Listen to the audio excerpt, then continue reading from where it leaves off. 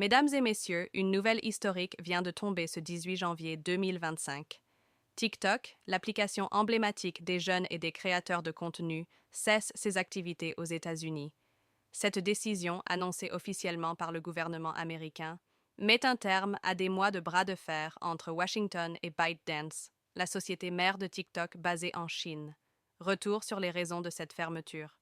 Le gouvernement américain a justifié cette mesure par des préoccupations grandissantes concernant la sécurité nationale.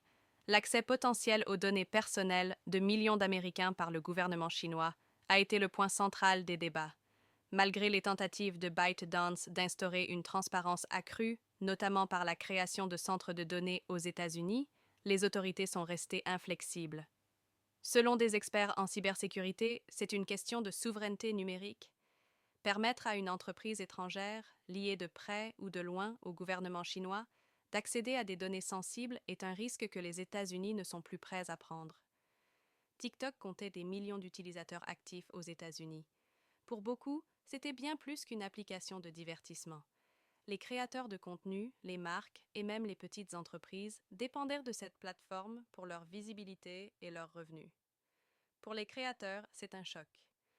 Beaucoup devront repartir à zéro sur d'autres plateformes comme Instagram ou YouTube, ce qui représente un véritable défi. La fermeture de TikTok a divisé l'opinion publique.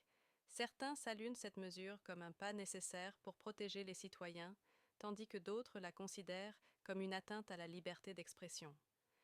Des utilisateurs déplorent également la perte d'un espace de créativité et de communication unique. Pour ByteDance, cette interdiction représente un coup dur.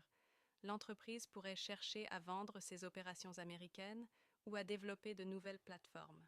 De leur côté, les utilisateurs explorent déjà des alternatives locales et internationales. Cette fermeture marque un tournant dans l'histoire des technologies et des relations internationales.